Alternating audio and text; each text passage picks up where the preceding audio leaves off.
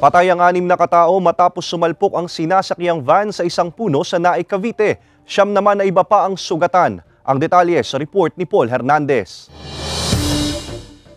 Biyaheng Cubao sana para maghatid ng mga pasahero ang puting van na ito nang bumangga sa isang puno sa barangay Sabang, Naik, Cavite madaling araw nitong Miyerkules.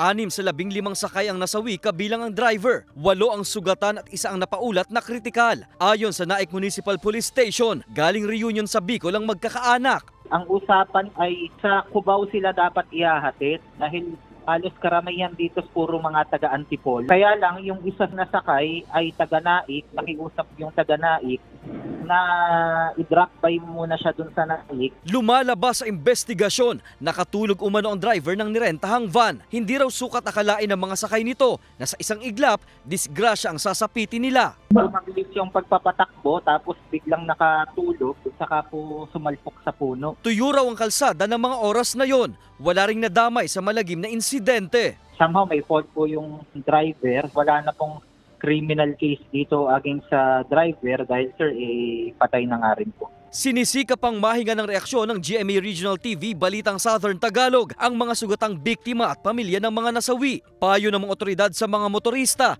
magpahinga saglit kung nakakaramdam ng antok sa pagmamaneho. Mainam kung may kasama ring marunong mag-drive para may karelyebo lalo na sa mahahabang biyahe. Paul Hernandez, Balitang Southern Tagalog.